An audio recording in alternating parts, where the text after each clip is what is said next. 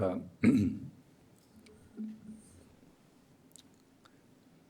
오전 시간에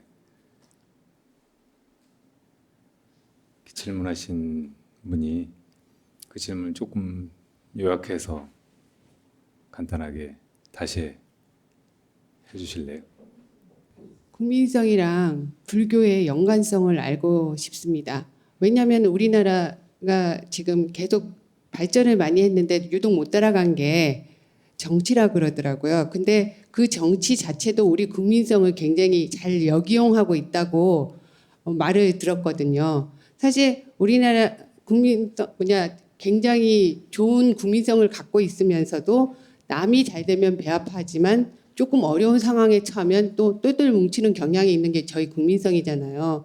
근데 저희가 이미 약점이 있다시피 저 북한이랑 이제 남북으로 갈라져 있고 그런 역이용을 너무 많이 이용하는 경우도 있고, 사실 아까 얘기했던 대로 지소미아 같은 경우도 3년 전에 박근혜 대통령이 체결한 내용인데 그건 전혀 하등의 필요가 없는 건데 지금 그거를 파기했다고 미국이나 일본이 너무 난리를 치는데 그거에 또 현혹돼 갖고 지금 왜 우리가 그거를 파기해 갖고 우리나라가 백색 국가에서 제외된 것도 그렇고 지소미아까지도 계속 거론을 하고 있잖아요. 근데 저희는 어찌 됐든 간에 저희 국민성이 남들 그러니까 불교가 이런 국민성에 오히려 더 적합하게 전파가 쉬운지, 아니면 정말 정말 저 국민성이 아주 현저한 이 소승 불교 나라 있잖아요. 동남아시아 이런데 그런 데가 오히려 더 국민성이 발전되지 못했어도 골고루 발전되지 못했어도 그래도 그런 데가 불교의 국민성 그 연관관계가 더 좋은지 그것도 알고 싶고, 어찌됐든 또 뭐 우리가 말하는 나는 중도를 정치에서 이용하는 거 처음 봤어요. 불교 중도를. 그러니까 어찌 됐든 간에 그러니까 중도라는 게 저는 처음엔 정말 그렇게 알았거든요. 저 끝에서 저 끝에 가운데. 그러니까 우리가 말하는 중도 보수, 중도 진보 이런 식으로 이런 식으로 그걸 이용하다 보니까 그거에 대해서 그냥 중도하면 부처님 중도가 생각나는 게 아니고 정치적 중도가 더 머리에 쏙쏙 박히게 되는데, 이 음해함을 불교에서는 어떻게 뭐 할 수 있을지 그게 궁금합니다. 네. 우선 보살님이 오전 시간에 했던 그 질문이 저는 약간 투서가 없고 뭘 물어보는지 확실하게 잘 몰라서 다시 질문을 해보시라고 간단하게 줄여서, 근데 똑같이 기억하고 그 질문 똑같이 하시네요. 네. 그 기억력이 놀라워요. 약간 기시감이 들 정도의. 저희 같이 그러니까 저는 제 나라에 대한 그 자긍심이 굉장한데 어디 가서 얘기할 때 뭐 하는데 불교가 우리나라에 정착하기 좀 힘든 종교가 아닌가. 왜냐하면 그냥 기독교든 천주교든 믿어라 하면 갈 수 있지만 우리는 마음을 깨달아라 합체가 되라 선을 이러니까 사람들이 지금 불교가 변질돼 있거든요. 네. 사실 우리가 생각하는 불교가 아니고 정말 거의 기복에 가까운 그냥 믿는 종교잖아요. 그거를 좀 어떻게, 그러니까 아까 스님이 아까 처음에 얘기하셨잖아요. 그러니까 이렇게 해서 우리가 좋은 마음을 갖고 뭐를 하면 된다고 하는데 그게 먹혀 들어가는 민족인지 아닌지 그거를 알고 싶습니다. 네.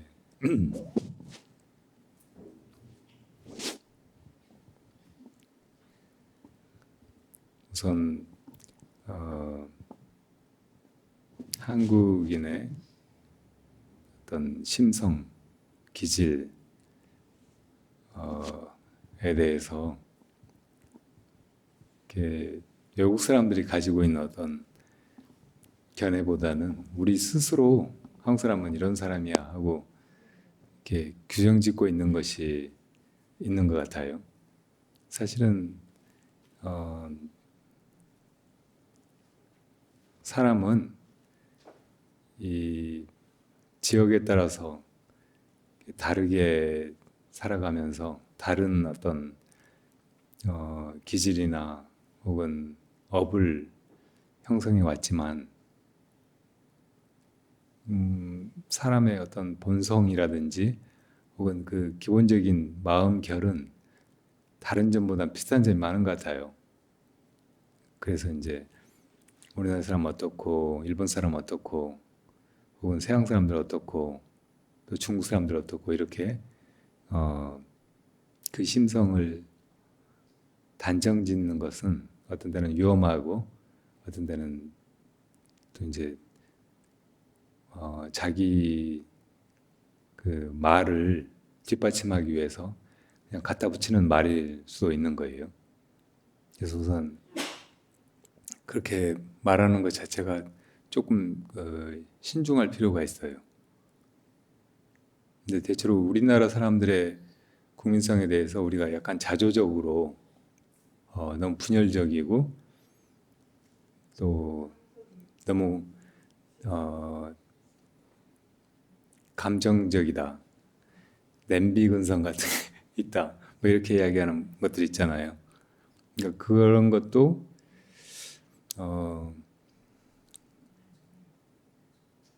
오류가 있는 것 같아요. 그래서 이제 그런 어떤 보편적인 우리나라 사람들만의 독특한 그런 기질이 없을 수야 없겠지만 그걸 너무 이렇게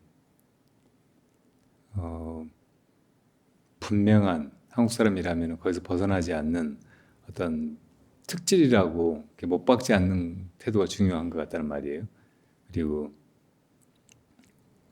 그거를 이제 그 우리가 자조적으로 그렇게 스스로 하는 것이 우리 스스로가 우리를 파악해서 그렇게 객관적으로 내린 결론이 아니고 주로 이제 우리를 지배해온 외세들이 그렇게 우리를 규정하고 그런 규정 속에다 묶어두고 이용해온 측면이 많아요. 주로 이제 일제가 한국을 지배하기 위해서 한국의 역사를 많이 왜곡했다고 하잖아요. 그 역사를 왜곡하면서 한국 국민성까지 그런 식으로 잘못 규정지은 측면이 없지 않아요. 예를 들어 조선시대 그 당쟁 같은 거 이거는 좋게 보면 그 전에 왕조 혹은 그 고려 말에 무신 정권 같은 데서 이렇게 권력을 가진 자들이 독단적으로 이것저것 국사를 처리해 나가던 그런 방식이 상당히 그 민주적으로 바뀐 것이거든요.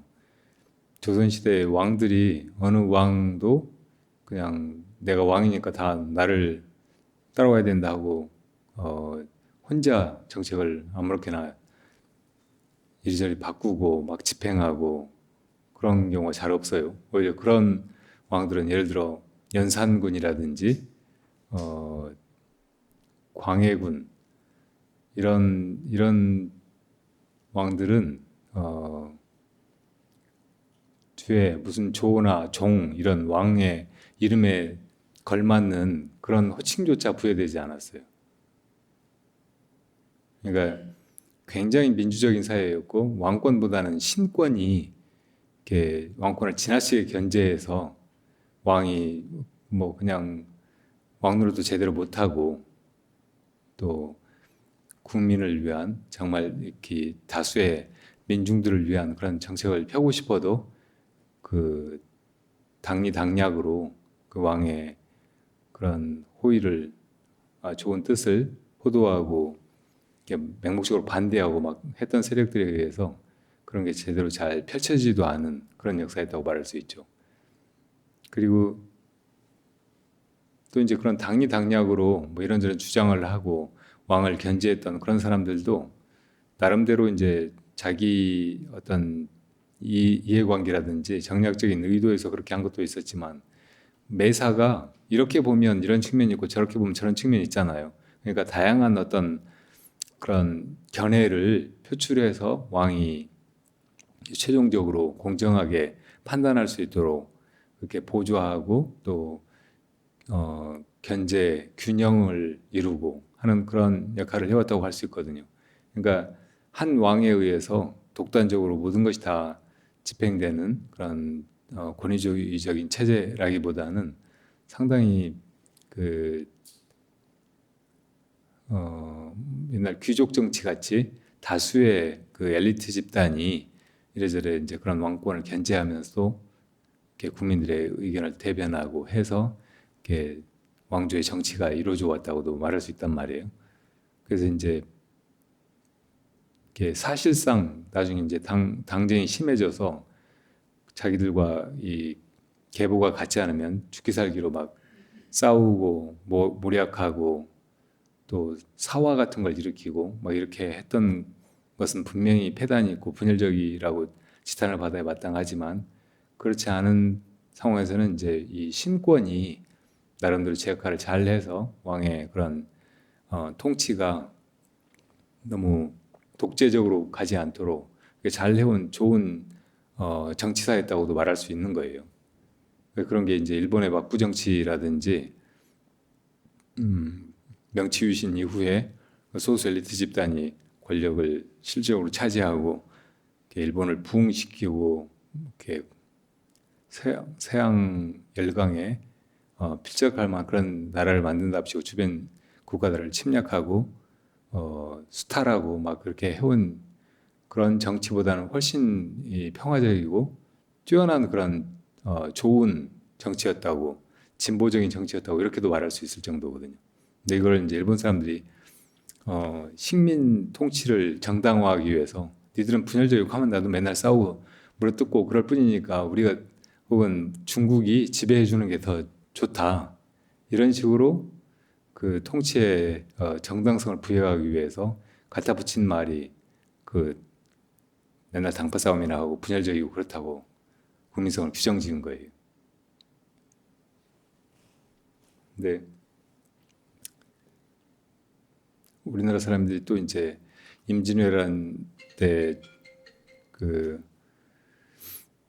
의병들이 그렇게 일어나고 또 일제 때도 항일투쟁이 이렇게 국가적인 차원에서보다는 민중적인 차원에서 그렇게 일어나고 해서 이제 사실은 나라를 지켜내고 회복시키고 막 했던 거라든지 또 어려울 때 온 국민들이 다 일치단결해서 외세를 몰아내고 또 이렇게 나라를 지켜오고 한 그런 점들은 이게 다른 나라에는 이해가 잘 없는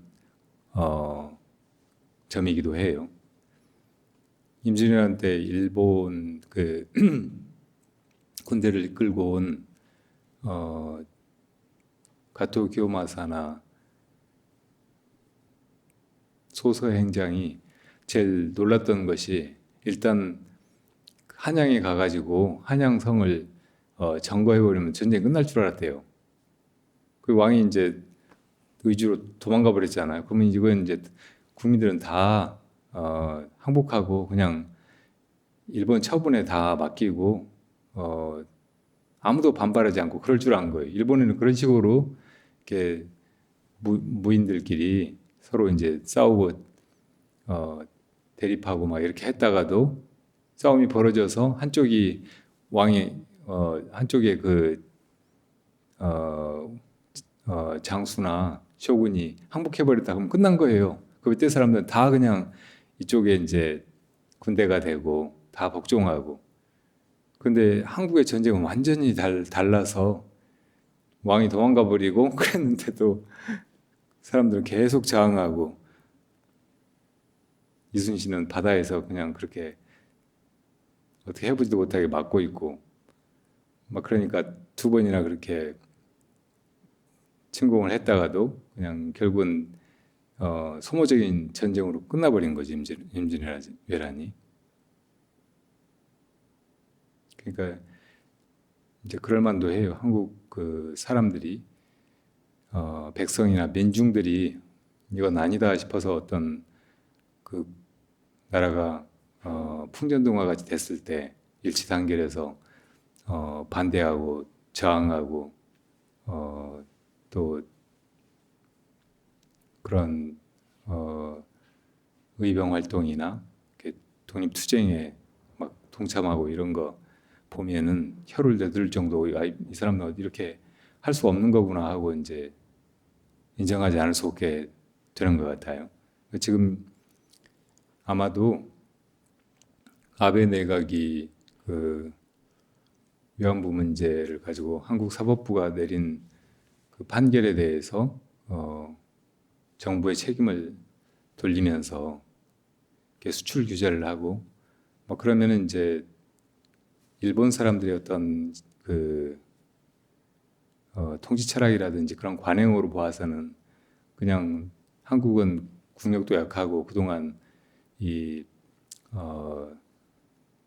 수출 수입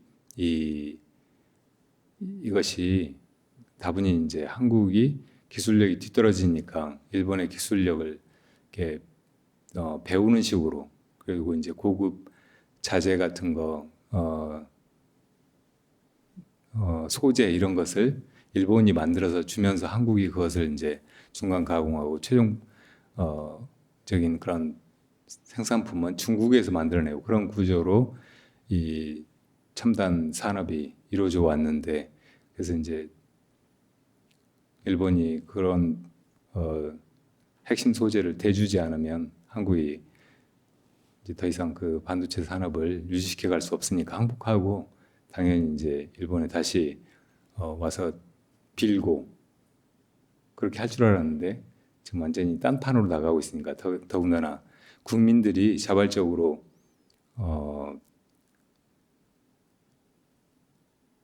불매운동을 전개하면서 이 그 규모라든지 지속성이 이 냄비 군생하고 너무 다르게 일본 경제에도 실질적으로 엄청난 타격을 입히고 어쩌면 일본 경제가 여기서 기가 꺾여서 지금까지의 무역 패권을 유지할 수 없게까지 되어 보이니까 이제 굉장히 당황해하고 있는 것 같아요. 대책을 잘 찾지 못하고. 그러니까 이런 부분은 확실히 이렇게 한국 사람들한테 있고 그리고 이것이 어떤 계기에 의해서 건드려지면 막강한 힘을 발휘하는 것은 사실인 것 같아요. 그만큼 이제 이 한국 사람들이 자기 자신의 정체성에 대해서 가지는 어떤 강한 믿음 혹은 어떤 동질감 이런 것이 있는 것 같아요.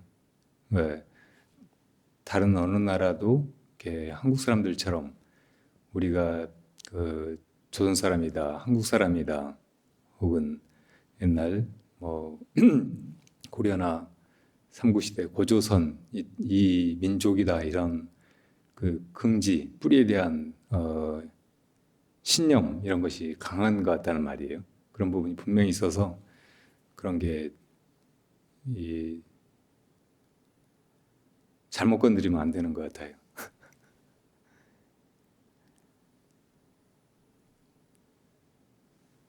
나는 이런 한국적인 그 국민성이 나쁜 점보다는 좋은 점이 잘 드러나서 분명히 이 나라를 지켜왔고 그래서 앞으로도 그게 잘 발현되기만 한다면 이 한국 사회의 발전 그리고 세계 역사 안에서 이렇게 한국 사회가 어떤 좋은 한 모델을 제시할 수도 있지 않을까 그런 생각을 하고 있어요. 사실은 어느 나라나 보면 억울하지 않은 사람들이 없고 이렇게 왜곡되고 별로 정의롭지 못한 그런 역사가 점철되지 않은 그런 시간이 없어요. 다 비슷비슷하게 어느 지역에나 부당한 일들이 일어나고 다수의 사람들이 그런 정치적인 소용돌이에서 희생당하고 그런 억울함을 하소연도 못하고 그냥 또 이렇게 흘러가고 그러다 결국은 떠나고 뭐 이런 게 인간의 역사죠. 그러니까 이런 속에서 어떤 무엇이 옳은가 그런가 이런 걸 따지기보다는 그래도 이 세계가 발전해 간다는 것은 억울한 사람이 작고 적어지고 그리고 정의가 조금씩 더 구현되고 이렇게 합리성이나 이렇게 온당한 어떤 주장들이 더 많이 이렇게 이 세계의 흐름에 반영되고 그런 쪽으로 가는 것이 아닌가 그렇게 생각을 해요. 그래서 다른 나라들은 굳이 이제 생각하지 않더라도 우리 한국 사람들이 여러 가지 역사적인 시련이라든지 혹은 어려움을 겪어왔지만 지금도 또 마찬가지고, 근데 이런 시대에도 우리가 우리만의 어떤 정체성을 잘 살려내서 불의나 혹은 부당함에 저항하는 수준이 아니고 그냥 우리의 그 선이 혹은 모두가 다 이제 잘 되기를 바라고, 또 정치를 하고 나라를 이끌어가는 사람들도 당군의 홍익인간의 이념 같은 게 보편적인 어떤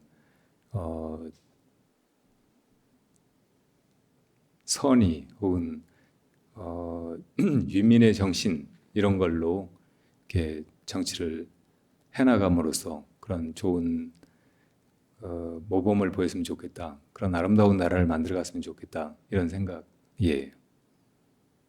그래서 이제 결국 점점 정치보다는 사람이 중요한 그런 역사가 이렇게 펼쳐져 가고 있다고 생각이 되는데, 이 소수의 기존 정치가들이 뭘 잘하는 것보다는 한국 사람 한 사람 한 사람이 깨어나서 이렇게 바른 지향을 가지고 그렇게 살아가면서 작은 것이라도 행동하고 실천하고 이렇게 하면서 그런 나라가 이루어졌으면 좋겠다 싶어요.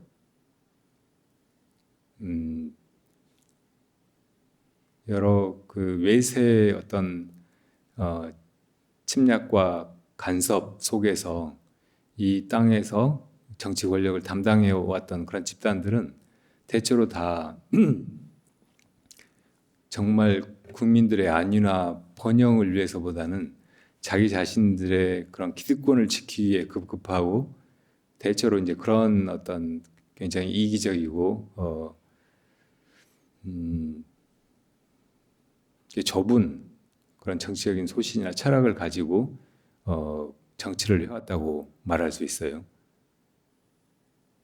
그러니까 이제 의로운 정신이나 국민 모두를 위해서 우리 그 이제 정치 권력이라든지 혹은 그런 정신을 가진 사람들이 무엇을 해야 하는가 이렇게 고민했던 사람들은 기껏해야 이제 의병 활동이나 하고, 또 이제 독립투쟁이나 하고,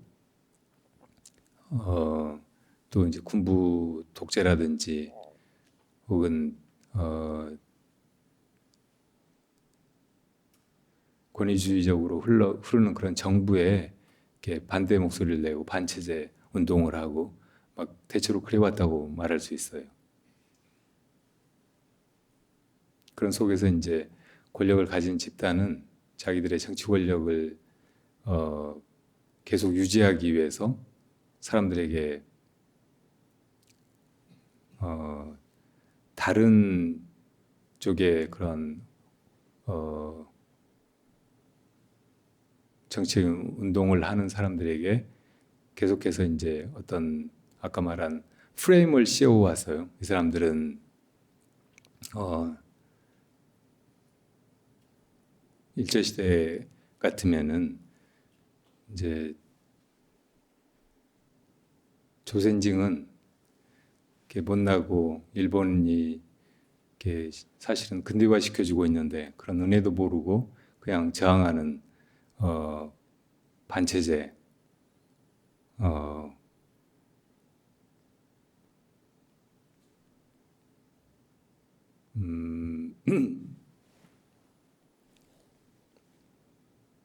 반체제적이고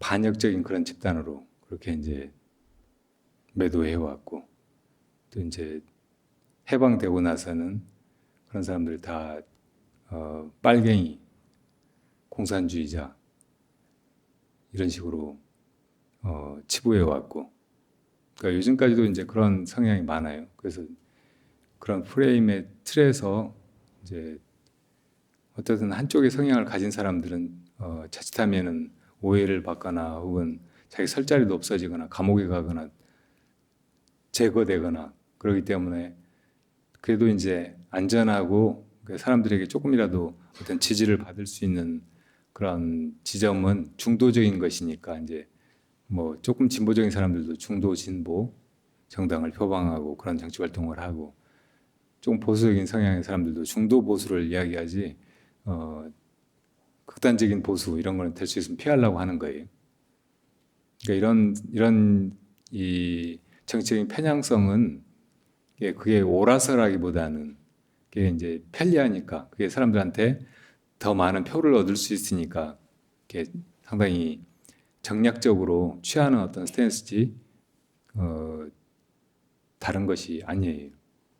근데 말씀하신 대로 불교의 중도는 그렇게 이제 대립된 두 견해나 어떤 파벌이 있다고 할 때 그 중간 어디에 서는 것이 아니에요. 그런 분별 너머에서 전체를 다 통찰하는 것이고, 그리고 이제 그런 다른 차원의 더 높은 차원의 어떤 지혜로서 다 끌어안으려고 하는 것이고, 이렇게 모두에게 도움이 되는 무엇인가를 하려고 하는 일이에요. 그러니까 이제 사실은 이 정치적으로 중도적인 어떤 지점이 어딜까 이렇게 고민하기보다는 진정한 불교적인 수행이나 통찰을 통해서 이 나라에도 또 이제 이 세상이 정치적으로 어떻게 발전해 가야 하는가 그런 부분에 대해서도 우리가 뭔가 조언을 하고 그래서 불교가 세상의 흐름 속에서 그냥 여러 다양한 종교들 가운데 하나로 그렇게 머물러 있는 것이 아니고 이 세상을 이끌어가는 사람들의 이렇게 마음을 일깨우고 또 그렇게 이끌어가는 그런 좋은 가르침이 되어야 된다고 생각을 해요. 그러니까 부처님 당시를 생각해 보면 이건 그 어려운 문제가 아니에요. 부처님 당시에도 인도에 여러 나라들이 있었고 부처님이 태어나신 카빌라국은 아주 작은 주변에 마갈타나 코살라 같은 그 강대국에 비하면 굉장히 약한 나라였거든요. 그렇지만 그 카빌라국 사람들은 상당한 자존심이나 자기 정체성이 있었던 것 같아요. 그래서 코살라의 왕 프라세나짓이 그 나라의 카빌라국의 공주를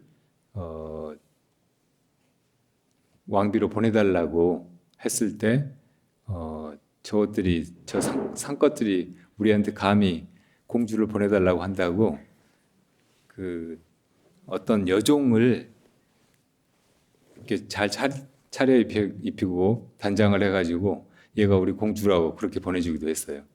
근데 그래서 이제 거기서 태어난 왕자가 비율인데 나중에 이제 자기 신분이 그렇다는 걸 알고 그런 농간을 부린 카빌라국 사람들 다 이제 멸족시키겠다고 전쟁을 일으켰잖아요. 그걸 부처님이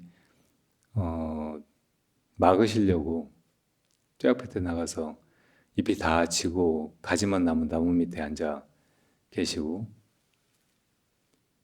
비우리가 왜 부처님 이런 데 앉아 계시냐고 하니까 이렇게 친족이 없는 사람의 인생은 마치 이렇게 이파리가 없는 나무 밑에 앉아 있는 것과 같다고 말씀하시면서 이제 마음을 돌이켜서 돌아가게 했어요. 2번이나 그렇게 했는데 3번째 또 진군을 하려고 할 때는 이것이 전생의 어변 때문에 그렇게 일어나는 일이고 막을 수 없다는 것을 아시고는 그 자리에 나가 계시질 않았어요. 그러니까 가서 이제 카빌라국 사람들 다 도륙을 해버렸잖아요. 거의 다 죽었어요. 그때 부처님의 심경은 어땠겠어요? 이루 말할 수 없이 마음이 아프셨겠죠.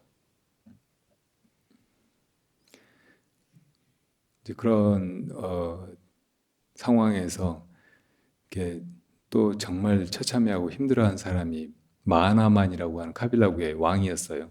부처님 출가하셔버리고 라울라도 출가해버리고 뭐 이래저래 해서 이제 밀려가지고 마하나만이 왕이 됐는데 서가족 사람들이 활을 잘 쏘니까 다 이제 그 코살라 군대가 성으로 애호사하고 진군에 오니까 다 활을 겨누고 있었어. 근데 마하나만이 활을 겨누기만 하고 쏘지 말라고 명령을 내. 우리는 부처님의 제자들인데 살생도 안 되는데 어떻게 사람을 죽여서 되겠느냐고.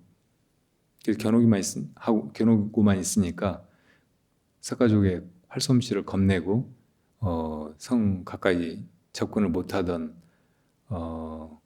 고사라국 군대가 이렇게 하다가 아주 가까이 갔는데도 화살을 안 날리는 걸 보고 이건 그냥 위험만 하고 실제로 쏘려고 그러는 게 아니로구나. 그렇게 알고 맘 놓고 이제 성문 열고 들어와서 사람들 다 죽인 거예요. 그렇게 처참한 사륙이 벌어지는 걸 보고 마하나만 왕이 이제 그냥 홀몸으로 나갔어요, 적진에. 그래서 이 비유리가 친척이잖아요. 그러니까 친척으로서 내가 부탁이 하나 있다고. 그러니까 이제 늙은 왕이 그렇게 몸소 와가지고 이야기하니까 어떻게 사로잡거나 죽이지 못하고 부탁이 뭐냐고 하니까 내가 저 해자에 뛰어들 테니까 그 물속에 들어갔다가 내가 나오는 그 동안만이라도 이 살육을 멈춰줄 수 있겠느냐고 해요. 뭐 그 정도야 뭐 들어가서 1분이나 2분 참다가 나오겠지 하고 그러라고 했어요. 근데 들어가서 안 나와요. 아무리 기다려도 안 나와서 이제 병사들을 시켜서 물속에 들어가 보라고 하니까 왕이 속에 들어가서 머리를 풀어헤치고 그 머리로 딱 물속에 바위를 감고 거기서 묻고 그냥 죽은 거예요. 아주 안 나가려고. 그러니까 그걸 보고 이제 너무 마음에 좀 가책도 들고 이렇게 참담해져서 그냥 더 이상 이제 사람을 죽이지 않고 돌아갔어요.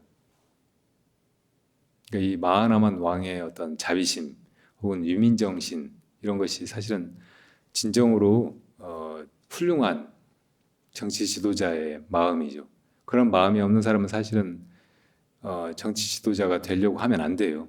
그건 극히 이기적인 야심에 불과하고 아무리 자기가 능력이 있고 대단한 정책을 공약으로 내걸고 무엇이 된다고 해도 별로 잘하는 일이 없어요. 사실은 결국은 자기 그 권력욕을 누리고 뭐 이것저것 그런 기회만 생기면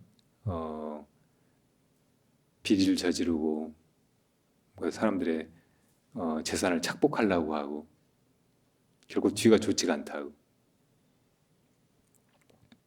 그러니까 이런 마하나만과 같은 그런 정신으로 이렇게 사람들을 위하고 또 정치를 하고 막 그런 사람들이 이렇게 많아져야 되는데 지금 이 시대에는 그런 사람이 정말 적어요. 옛날에 왕들 중에도 가끔 그런 분들이 있었죠. 세종이나 정조 같은 사람은 그런 마음이 있었다고 생각이 들어요. 그런데 또 다른 많은 왕들은 그냥 자기가 왕이라는 것에 만족하고 그러니까 마음대로 해도 된다고 생각하고 이렇게 왕으로서는 절대 저질러서는 안 되는 그런 일들을 함께 저지르고 그런 폐륜적인 왕이 된 경우가 아주 많았죠. 그러니까 그런 왕위를 이렇게 조상을 잘 만나서 그냥 그렇게 정하고 그렇게 왕조를 세습해 나가는 것보다는 그래도 이제 사람들이 그럴 만한 인물을 찾아서 그런 사람들을 이렇게 추천하고 입후보하게 하고 그렇게 해서 투표로 뽑는 거 이것이 그나마 이제 그런 폭군이 나타나지 않게 막는 민주적인 제도라고 할 수 있겠죠. 근데 이런 시대에 이런 식의 투표 관행 속에서 정말 뛰어난 인격이나 혹은 사심을 벗어나서 이렇게 사람을 위하는 그런 유민 정신으로 잘 준비된 사람이 과연 나 뽑아달라고 나한테 한 표 달라고 그렇게 할 수 있을까 그런 생각도 들어요. 세종대왕이나 정조 같은 사람이 출마할 수 있을까요? 그러니까 이게 이제 서양식의 민주주의가 가지고 있는 어떤 한계라고 생각이 들어요. 그 서양 사람들은 기본적으로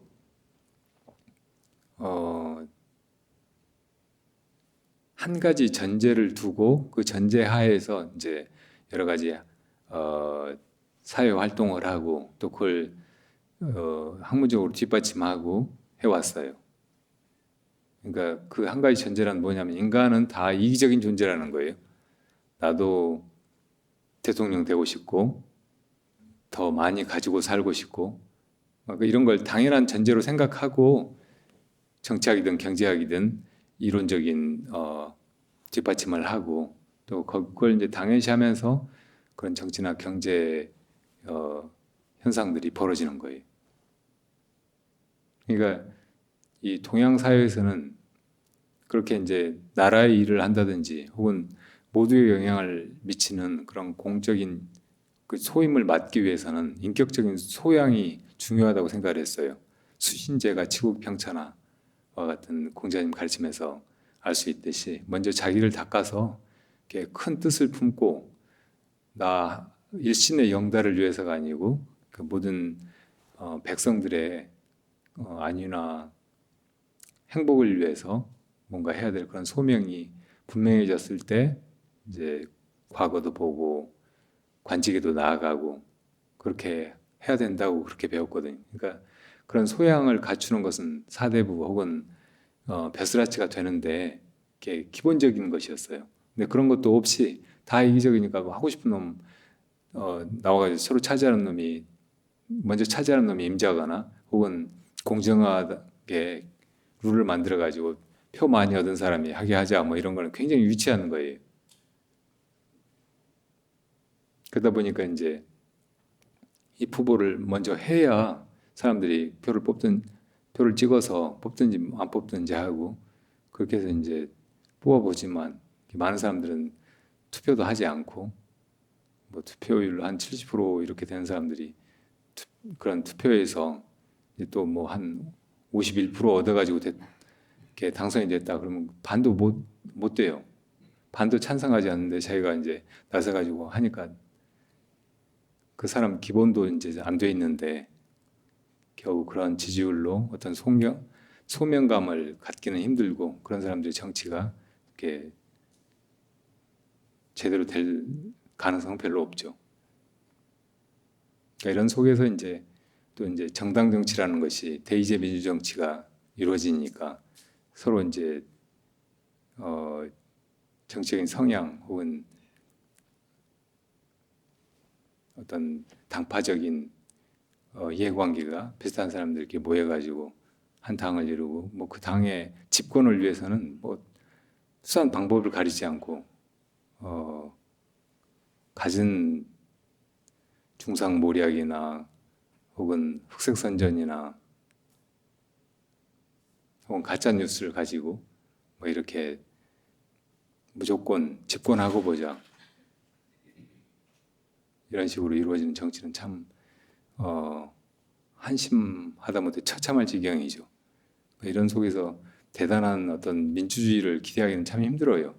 그러니까 이 민주주의가 꽃피우고 정말 그렇게 표방하는 바대로 가장 이상적인 사회를 우리 미래에라도 구현하기 위해서는 먼저 사람이 잘 길러져야 돼요. 정치를 담당하는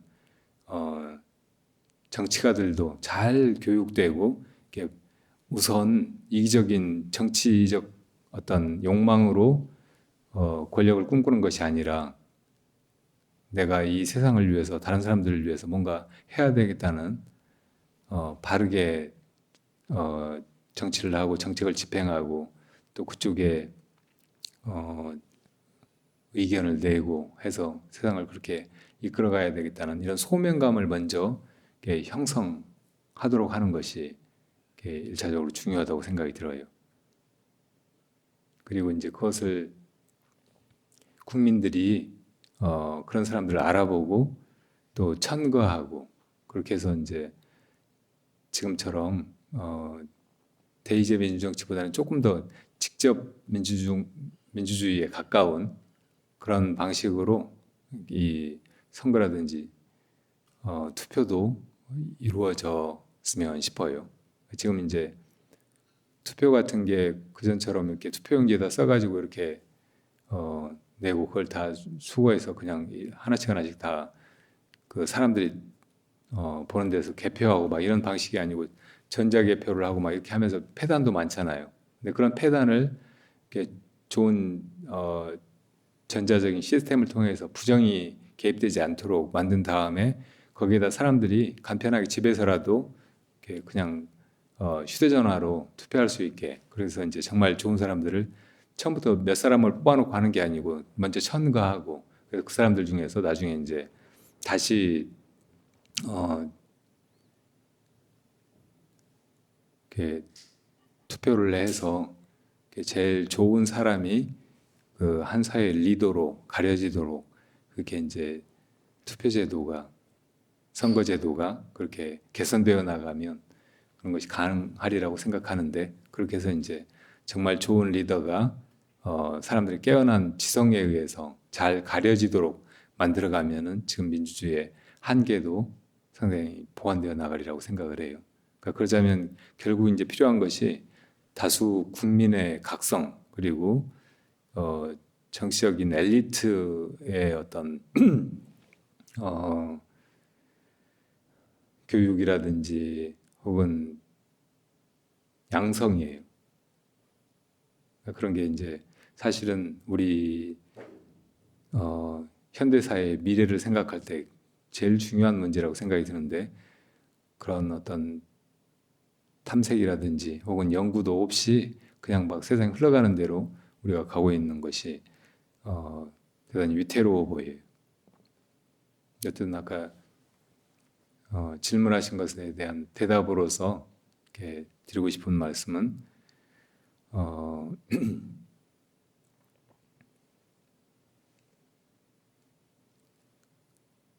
우리가 불자로서 한국 사람들이 특별하다, 다른 나라 사람들보다 더 뛰어나다, 뭐 이런 자만심이라든지 착각 이런 데 빠지지 않는 것도 중요하지만, 그렇다고 해서 그 한국 사람들이 못났다 혹은 문제가 많다, 그러니까 아까 왜곡된 그런 식민 역사가 가르친 바대로 우리를 그렇게 규정짓지 않는 것도 굉장히 중요하다는 생각이 들고, 그래서 오히려 적극적으로 한국 사람들의 이런저런 좋은 점들이 그런 어떤 정치적인 어떤 마당에서 충분히 그 좋은 역할을 할 수 있도록, 그런 장점이 발휘될 수 있도록 그렇게 해갔으면 좋겠다는 생각이 들고요. 그렇게 하기 위해서 이제 정치적인 리더들이 빨리 그런 사람들이 찾아지고 그런 사람들이 또 양성되고 해서 우리나라에 이제 좋은 정치가 이루어지고, 그래서 그것이 이제 이렇게 사실은 이름뿐이고 답보 상태로 있는 세계 민주주의에서도 이렇게 혁신적인 한 모델이 되었으면 좋겠다 이런 생각이 들어요.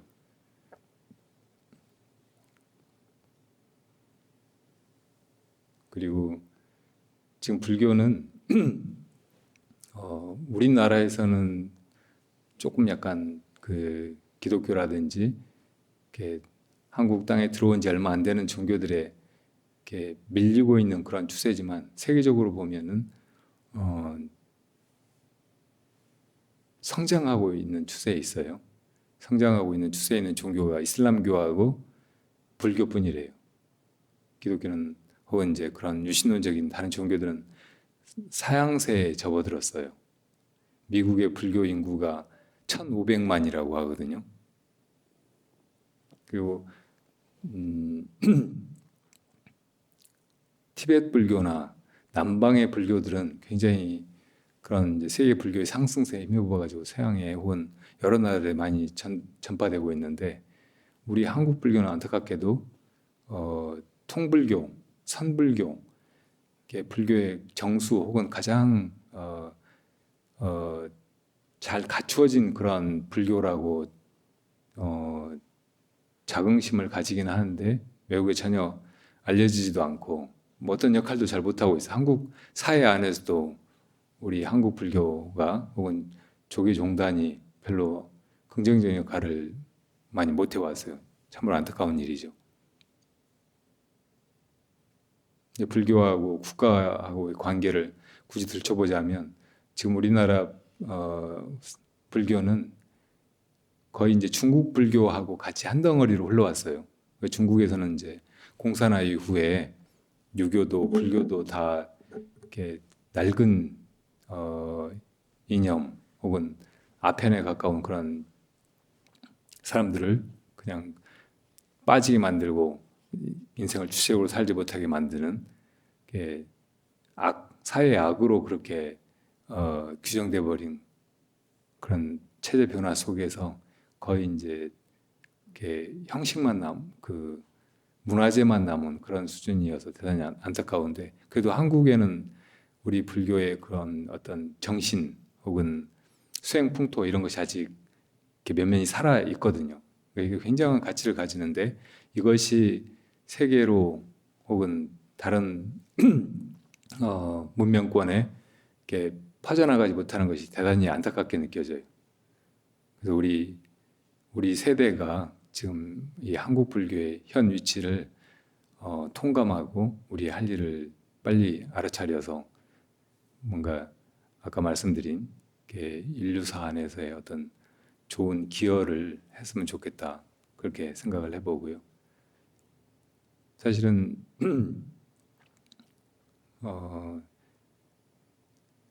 미국도 그렇게 이제 기독교는 프로테스탄티즘이 극단적인 그런 근본주의적인 그런 기독교가 어떻게 보면 미국 사회를 유지해 왔고 지금 다 지배하고 있는 것 같지만, 불교가 그렇게 많이 성장하고 미국 사회의 엘리트들이나 지성들을 일깨우고 있고, 그렇다고 보면 이제 얼마 안 가서 거의 미국의 제일 중요한 종교가 불교가 될 수도 있다는 생각이 들어요. 그리고 미국이 가진 세계의 패권을 생각하면 이게 다른 사회에도 급속도로 퍼져나갈 가능성이 많아요. 그러니까 미래에 어찌 보면 유일하게 살아남고 더 보편적인 어떤 종교로 받아들여질 수 있는 것은 불교밖에 없다는 생각이 들기도 해요. 이슬람교는 인구가 늘어나서 이슬람 교도가 늘어나고 있다 이렇게밖에 볼 수 없거든요. 그 이념은 이제 다른 유신론적 그런 종교하고 별 차이가 없으니까요. 그리고 여러 가지 전 근대적인 관행이라든지 사람들의 의식을 억압하는 그런 측면들, 이런 것 때문에 사람들이 깨어나고 보다 당당하게 자기 주권이라든지 인간의 행복 이것을 요구하기 시작하면 오래 유지될 수 없는 그런 종교라고 생각이 들어요. 중국은 지금 인구가 12억, 13억이라고 하는데 정말 많은 인구죠. 근데 이 사람들이 그래도 이제 유교나 불교의 그런 전통 속에서 또 이제 도교도 있었고 이런 전통 속에서 흘러오다가 지금은 이제 그 공산화되고 나서 그런 흐름하고 단절하고 새로운 어떤 사회, 어떻든 이제 중국 공산당도 그 많은 중국 민중을 해방시킨다고 기아라든지 봉건적인 여러 패단으로부터 그렇게 이제 그래서 이제 연안 장정도 하고 그렇게 공산화에 성공해서 대륙을 통일하고 그렇게 이제 유지되어 왔는데, 또 공산주의 한계라든지 패단 이런 것도 많이 나타났잖아요. 그래서 결국은 이제 공산주의가 거의 이념적으로는 허물어져 버렸어요. 근데 그냥 중국 그 거대한 대륙이나 그 수많은 사람들을 통합하는 하나의 이데올로기로서만 이게 그냥 이름만 걸려 있는 형국이에요. 그러면서 이제 중국적인 어떤 그 중화주의 이걸 통해서 세계 패권을 미국하고 이제 이렇게 겨루려고 지투가 되면서 이제 경제력도 뒷받침이 되고 하니까 그렇게 해가긴 하는데, 이 이념적인 그 명분이 너무 약한 거예요. 공산주의 가지고 그렇게 하는 것이 아니니까. 그래서 저는 이제 이 시진핑이나 중국의 지도자들이 불교를 다시 살려내면 좋겠다. 이 불교를 가지고 서양의 뭐 과학기술의 발전이라든지 제국주의적인 요소라든지 지금 현대 문명을 좌지우지하고 있는 첨단의 이 온갖 것들을 그래도 이제 하나의 안티테제 혹은 대안으로서 이렇게 훨씬 더 설득력 있고 서양 사람들에게도 미국 사람들에게도 아, 중국에서 지금 해나가고 있는 것이 더 바른 것이고 미래에 존속 가능한 것이다 하고 지지할 수 있게 그렇게 했으면 좋겠다는 생각을 오래전부터 해왔어요. 근데 그렇게 못하더라고요. 네, 인도는 사실은 이제 불교가 일어났던 곳이고 사실은 종교의 메카 같은 곳이잖아요. 근데 지금은 불교가 다 없어져 버리다시피 했고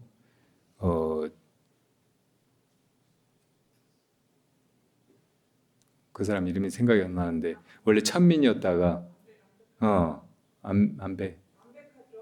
안베카드로 예, 그 사람이 이제 변호사가 되고 정치가가 되고 했는데도 그 여전히 인도 사람들이 가지고 있는 어떤 카스트 제도 그런 의식 구조 뭐 이런 것 때문에 계속 저항에 부딪히고 한계를 절감하고 하면서 이 불교로 개종을 했어요. 그때 불교로 따라서 개종한 사람들이 예? 50만 명인가 한 번에 그러니까 그 수두락의 그 불가촉 찬민들이 다 불교로 막 개종한 거예요. 따라서 네, 안베드카루 안베드카루 그래서 이제 그 뒤로는 이제 간디보다 안베드카르를 존경하는 사람들도 많고 또 이제 인도라고 해도 현대 사회의 한 국가이기 때문에 핵무기도 있고 IT 같은 첨단 산업도 엄청 발전하고 위성을 쏘아 올리고 그런 나라니까 어떤 부분에서는 전혀 이제 뭐 카스트 제도라든지 혹은 이 전통적인 가치 같은 이런 것이 별로 중요하지 않은 그런 측면도 드러나고 있긴 하지만 여전히 인도 민중 대부분의 사람들은 카스트 제도에 묶여가지고 그런 의식 구조를 가지고 그렇게 살고 있어요. 근데 곧 인도 인구가 중국을 추월한다고 하더라고요. 지금도 인도가 몇 억이지? 12억인가 그래요. 중국이 13억인가 그렇고. 그리고 이제 저 방글라데시, 파키스탄 이거 합하면 지금도 중국보다 더 많아요. 인도들 사람이. 여기는 산업 제한도 안 통하고 해서 중국 추월하는 건 금방이고 훨씬 많아질 거라는 거예요. 그러니까 인도가 사실은 이제 미래에 굉장히 중요한 나라가 되고 그 사람 수가 대단한 영향을 미치고 그럴 수 있을 텐데 인도 사람들이 불교를 이렇게 등지고 살아가는 거 겨우 이제 힌두교라든지 혹은 힌두교의 그 낡은 봉건적 온갖 잔재, 관행, 인습 막 이런 속에서 이렇게 살아가고 있는 건 대단히 안타까운 일이죠. 만약에 그 인도 민중들이 깨어나서 이제 불교와 같은 참으로 이상적이고 보편적이고 또 모든 사람들이 들으면 와서 수긍할 수 있고 또 그걸 모델로 살아가고 사회를 그렇게 바꿔가고 그렇게 해가게 되면 인도가 사실은 이제 또 세계의 중심 국가가 될 수가 있을지 몰라요. 근데 인도 자체에서 어떤 이렇게 부처님과 같은 그런 성인이 나타나지 않는 이상은 그렇게 사람들이 바뀌어가고 대륙 전체가 다시 그렇게 깨어나고 일어서고 하기는 어려워 보여요.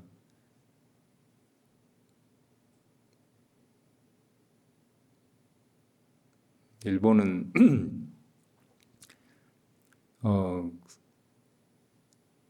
이 아시아에서 벗어나 가지고 서구의 대열에 들겠다 하고 이제 일찌감치 문호를 개방하고 서구화 되고 서양의 온갖 것들을 다 받아들이고 그래서 이제 이 동북아에서 이제 제국주의적인 패권을 행사하면서 주변 나라들을 침략하고 식민지화 약탈하고 막 이렇게 해왔는데 그 종교는 바꾸지 않았어요.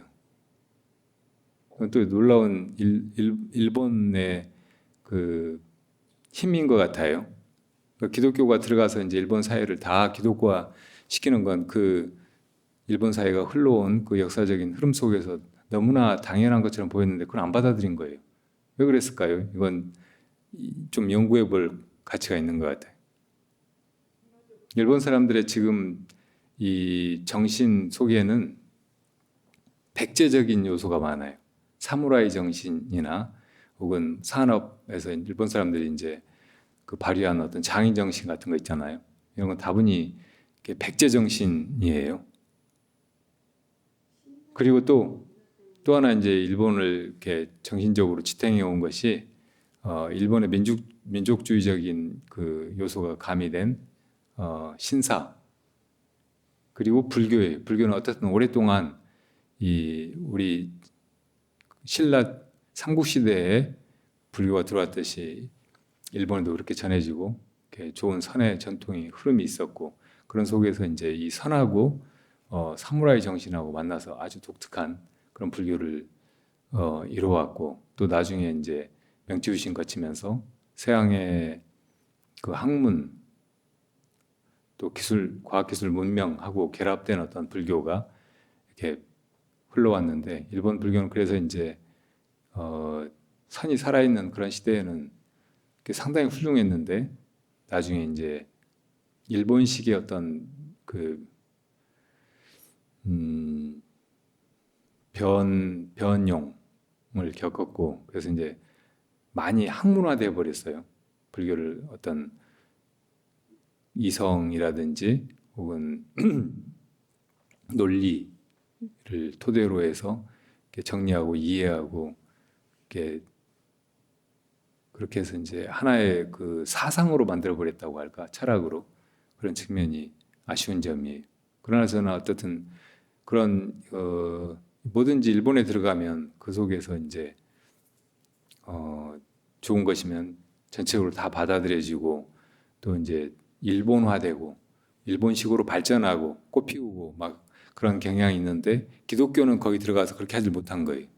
그러니까 이미 이제 일본에 가서 잘 자리 잡고 있던 그런 백제 정신이나 불교 정신이 이 기독교는 비교할 수 없이 한참 못 미치는 거니까 이거 안 받아들인 거예요. 거기에 비하면 우리 한반도에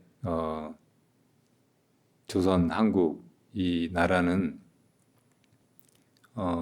선진적인 거 혹은 대국에서 흘러들어온 거 그런 거를 맹목적으로 받아들이는 그런 성향이 다분히 있는 것 같아요. 아까 한국 사람들의 나쁜 그 기질로 사대주의 근성 이걸 이야기하는 경우가 많잖아요. 자타가 다 그런 부분을 인정하는 측면이 있는데 이거는 이제 그렇게 어려운 혼란 속에서 살아남으려고 하다 보니까 생긴 것이기도 한데 그래도 이제 그 저 속 밑바닥에 우리가 약하니까 이걸 할 수 없이 지금은 이제 용인하고 참고 살지만 우리가 강해져야 한다 그런 어떤 안에 저력 혹은 그런 에너지로도 이것이 간직되어 왔고 이게 만약에 잘 살아나면 이게 큰 국가적인 힘이 될 수도 있다고 생각이 들어요. 이제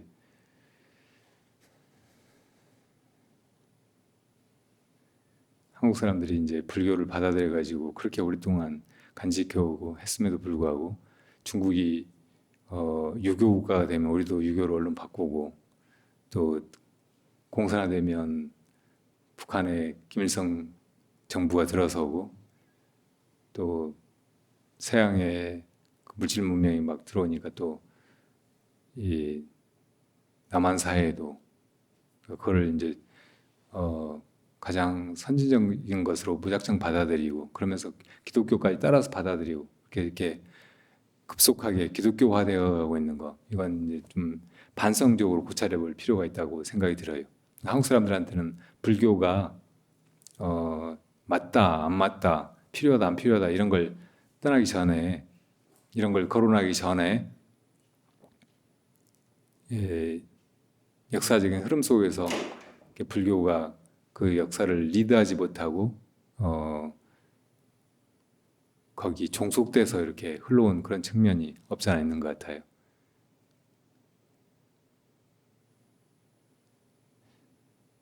근데 임진왜란 때는 선대사 삼행대사가 승군을 일으켜서 국난을 막아내고, 또 일제 때도 독립 3.1 만세운동이라든지 독립운동에서 헌신한 만해나 용성 스님 같은 훌륭한 독립운동가들도 있었지만,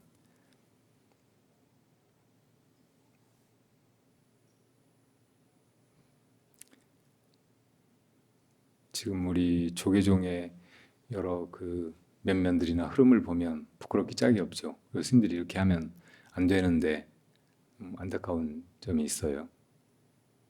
그래서 옛날에 유신 때 법정 스님이 이렇게 여러 가지 이렇게 저항 운동에 동참하고 이렇게 바른 목소리를 내고 이렇게 민주주의를 위해서 뭔가 이렇게 행동했듯이 이렇게 그런 이렇게 의롭고 이렇게 바른 마음을 가진 사람들이 이렇게 불교 수행을 통해서 안목을 갖춰가지고 이 사회에 혹은 사람들에게 이렇게 바른 삶의 길을 제시하고 그런 분들이 많이 나타났으면 좋겠어요. 지금은 이제 스님들한테 많은 걸 기대하기가 어려운 시점이 되어버렸는지 몰라요. 우리 불자들이 이렇게 불교 정신을 이렇게 자기 수행을 통해서 이렇게 철저히 내면화하고, 그래서 그런 안목으로 세상에 뭔가 역할을 하고 이렇게 목소리를 내고 그럴 수 있었으면 싶어요. 여러분들이 법화도량의 수행자로서 이렇게 열심히 수행을 해가고, 그래서 이제 나중에 세상에서도 그 시대에 필요한 그런 역할을 하는, 또 미래를 열어가는 선구자가 되는 그런 때가 왔으면 좋겠습니다. 네.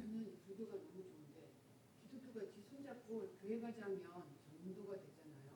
근데 불교는 너무 좋은데 저희는 손잡고 가자는 못하는 것 같아요. 설명을 어떻게 하려고 하는데 네. 이게 전달이 안 돼요. 어떻게 해야 됩니까? 정말 진짜 기독교는 편하더라고. 손잡고 가자 이래갖고 딱 가면 따라가더라고요. 근데 우리는 부처님한테 불교 가자 말을 못하겠어요. 아까 딸 손잡고 오던데요, 뭘.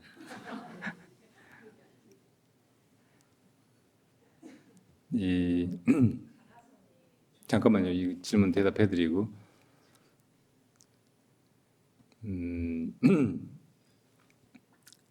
부처님이 처음 오비구를 제도하시고 나서 이제 너희들은 이 생사의 괴로움에서 벗어나서 일반을 얻었으니까 이 법을 전파하라고 하셨어요.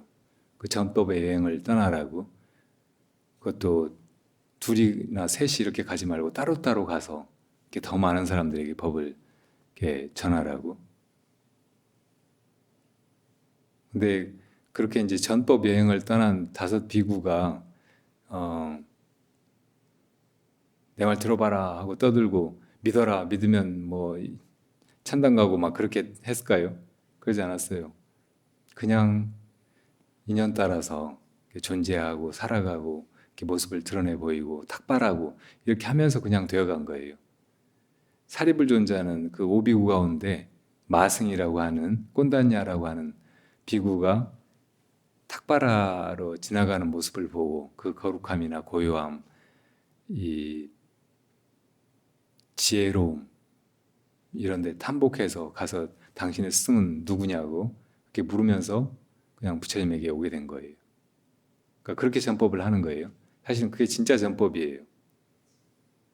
그냥 누구를 손 끌고 혹은 이제 뭐 맛있는 거 준다고 교회로 끌고 오는 것이 전법이 아니고, 그런 전법은 다분히 장사 속이고, 그리고 구원을 파는 혹은 면죄부를 파는 그런 일이에요. 그런 게 이제 다분히 상업적이고 정치적인 것이에요.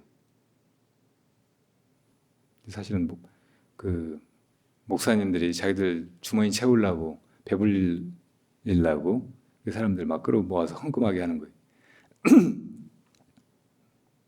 그래서 교회 키우고 교회 이제 자식들한테 세습해 준다고 하고, 또 이제 국회의원이 되거나 뭐 이렇게 저렇게 해보려고 반스 목사 같은 사람 황교안한테 붙어서 뭐라고 헛소리하고, 이런 게 전법이에요. 불교는 그런 전법을 하면 안 돼요. 진심으로 주의 아파하는 사람이 있으면 그 사람 마음을 어떻게 편안하게 해줄까, 어려워하는 사람이 있으면 어떻게 도울까, 이렇게 생각하고 그거를 부처님 가르침에 의해서만 온전하게 할 수 있으니까, 그런 가르침을 자기가 닫고 그 좋은 모습으로 다른 사람을 도우면서 그 사람이 이제 이분은 정말 훌륭하구나, 이분의 그 말씀은 다 옳구나, 이렇게 생각하면서 이렇게 자연스럽게 따라오게 하고 부처님에게 나아가게 하고 자기 성부를 향해서 나아갈 수 있도록 그렇게 하고, 이렇게 하는 게 진짜 전법이죠. 그렇게 해가면 한 사람이라도 그렇게 할 수 있으면 그게 훨씬 값진 것이지, 사람 수 끌어들여가지고 한국의 불교 인구가 뭐 1,000만, 2,000만 이렇게 얘기하는 거, 이게 중요한 게 아니에요.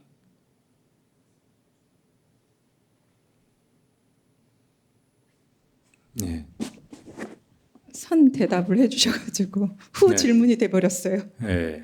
가나선의 저희 한국의 특이점이 기복이 전혀 될 수가 없는 그런 그 수행, 그게 너무 좋은 것 같아서 진짜 기복을 저는 나쁘다고 생각을 안 하는데, 그게 개인 욕심이 돼버리면 과부가 따르기 때문에 굉장히 안 좋은데, 스님께서 선정해 드시면 이 우주가 편하듯이 스님들께서도 이 가나선을 자꾸 퍼뜨리면 그 선정에 들면 주위에 몇천 그 우주가 편하듯이 우리 개인적으로도 이 가나선이 계속 이어 나가야 되는 수행이라고 생각을 하거든요.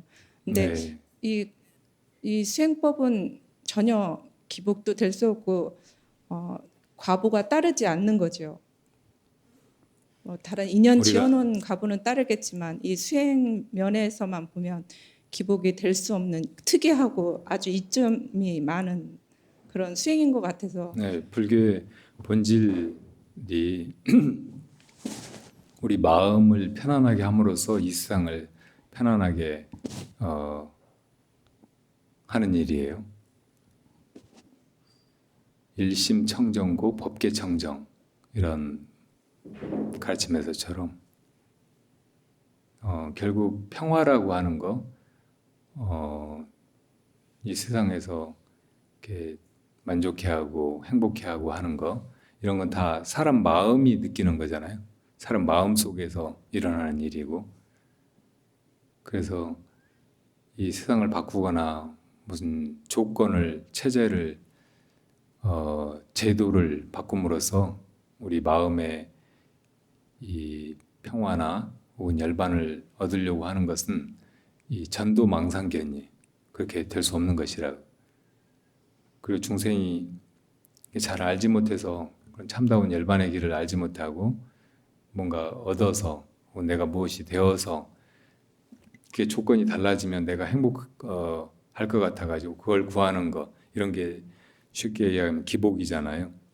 근데 그거는 결국은 이루어질 수 없는 것이에요. 그렇게 외적인 조건에 의해서 만족이나 행복을 얻으려고 해봐야 그런 행복은 그냥 허황된, 잡을 수 없는 그런 무지개 같은 것이지, 한 번도 그걸 이렇게 잡을 수 있는 사람은 없어요. 한때 그냥 그런가 했다가 또 금방 그런 만족하지 못하고 더 큰 것을 구하게 되고 계속되는 그런 가래에 시달리는 중생 노름일 뿐이죠.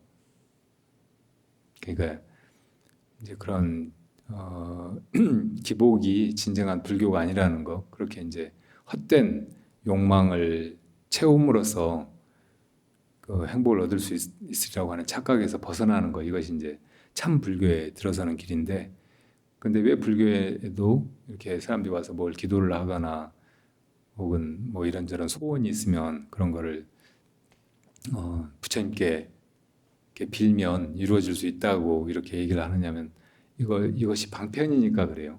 우선 사람들한테 당장 필요한 것이 아픈 데서 낫고 뭐 대학 들어가고 승진하고 장수하고 막 하는 것이니까, 결국은 이제 이 모든 것이 다 우리 마음에서 그런 욕심을 내는 거고, 우리 마음에서 또 이 세상 모든 일이 이루어져 가기 때문에, 내가 마음을 그렇게 내기만 하면 결국은 그렇게 될 것인데 못되게 만드는 것이 우리 업이잖아요. 그래서 이제 그런 기도를 성취하기 위해서 일심으로 기도하고 하는 것이 그런 업을 녹이는 좋은 과정이 되기도 해요.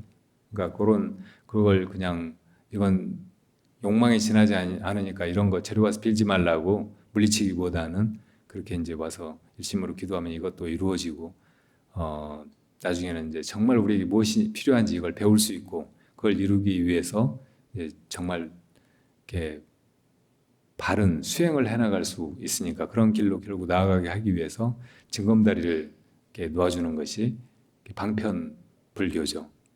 그러니까 기복 절에 와서 이제 이래저래 자기 개인적인 어떤 소원이 있어서 그걸 이루기 위해서 이렇게 불전에 이것저것 기도하는 거, 이것을 무작정 잘못됐다 이렇게 탓하기보다는 그렇게 이제 좋은 방편으로 그걸 딛고 완전한 불교, 우리 자신의 진정한 행복이나 영원한 즐거움에 나아가는 그런 불교를 실천해 갈 수 있도록 그렇게 이끌어 줄 수 있어야 돼요. 근데 어쨌든 말씀하신 대로 우리 마음이 평화로울 때, 혼란이라든지 동요, 번뇌가 없을 때, 그때가 평화로운 때예요. 그때가 태평성대라고. 그러니까 이 평화라고 하는 것은 어떤 시대에 어떤 곳에 있는 것이 아니고 오직 우리 마음 속에 있을 뿐이에요. 그리고 우리의 본래 마음이 지난번 언젠가 법회에서 이야기한 대로 이게 본자 청정하고 본불생멸하고 본자 구족하고 본무 동요하고 능생만법하는 것이라고. 이걸 이렇게 아예 이렇게 마음속에 딱 각인을 시켜가 잊어버리지 않도록 하세요. 이것만 알면 우리가 해야 될 일은 마음 공부하는 것뿐이고 그 마음을 지켜가는 것뿐이지 뭘 하고 뭐 다른 데서 뭘 구하고 할 필요가 없거든요. 한번 다시 외워볼까요? 자, 본자 청정. 본래 깨끗해서 어디에도 물들거나 더럽혀지거나 잘못되거나 죄업에 쌓이거나 그런 것이 아니란 말이에요. 아무리 그동안 잘못 살았고 나쁜 마음을 가졌고 막 한 사람이라도 이 내 본래 마음은 그런데 전혀 물들질 않아. 그러니까 그것만 회복하면 돼요. 누구나 다 그 본자 청정한 이 성품을 가지고 있기 때문에 뭐 아베든 아니면 조국이든 누구든 다 그런 존재라고 볼 수 있어야 돼요. 나 자신부터. 두 번째, 본불생멸. 그러니까 우리가 원하는 것이 영원성이잖아요. 우리 존재는 다 생사 속에 있고 나는 언젠가 죽어야 될 존재라는 것이 끊임없는 불안, 두려움을 야기하니까 여기서 다 벗어나고 싶어 하는데, 그 벗어난 자리는 딴 데 있는 게 아니고 우리 본래 마음이라는 거예요. 이것이 나고 죽고 하는 것이 아니라는 말이에요. 생멸하는 것이 아니에요. 그러니까 뭐 영원한 행복이든 영원한 자유든 혹은 자기 존재의 영원함이든 이 영원한 것을 구하는 사람은 이 성품을 보아야지 다른 데서 밖에서 구하면 안 된다는 말이에요. 이 몸으로 영원해지려고 한다든지 오래 살려고 한다든지 뭐 천국에 가면 거기서 영원히 산다고 하니까 천국에 가려고 한다든지 이런 거 다 망상이에요. 그렇게 된다고 해도 그게 결코 영원이 아니고. 그다음 세 번째, 본자 구조. 누구든지 다 완성을 향해서 나가잖아요. 지금보다 나은 존재가 되려고 하고 부처님과 같이 완전하고 원만한 모든 것이 다 갖추어진 그런 존재가 되고 싶어 한다고. 근데 그렇게 내가 변화돼서 이것저것 갖추고 해가지고 그렇게 완전해지는 게 아니고 내 본래 성품이 본래 완전한 존재라는 말이에요. 본자 부족한 그런 존재라는 말이에요. 법무동요. 본래 동요가 없다는 말이에요. 우리 마음이 가만히 있지 못하잖아요. 그래서 막 온갖 것을 하고 번뇌를 일으키고 이것저것 보고는 막 혼란스러워하고 불안해하고 계속 이렇게 동요하는데 본래 마음은 그렇게 움직이는 것이 아니라는 말이에요. 언제나 그 자리에 있어. 아까 부살님이 스님들이 선정에 들면은 그 상태가 아주 평화로운 상태가 아니냐고 했는데 선정에 들었을 때만이 아니고 우리 본래 마음은 언제나 선정 속에 있고 동요가 없는 것이라는 말이에요. 이목구 화두를 뜰 때 이렇게 보기도 하고 듣기도 하고 앉기도 하고 서기도 하고 옷도 입고 밥도 먹고 하는 이것이 무엇인가 이렇게 묻잖아요. 근데 묻기는 그렇게 묻지만 그걸 깨닫고 보면 그거는 먹어도 먹는 바가 없고 옷을 입어도 입는 줄을 모르고 또 보아도 보는 줄 모르고 들어도 듣는 줄 모르고 그런 존재인 거예요. 완전한 무의심 가운데 있는 거예요.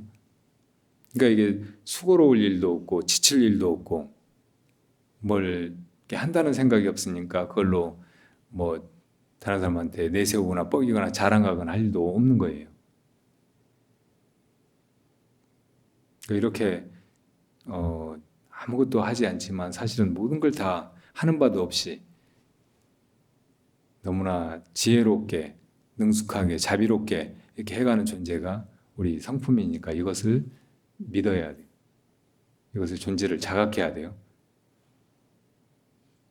그다음에 마지막으로 능생만법. 이 모든 것이 다 능생만법. 네.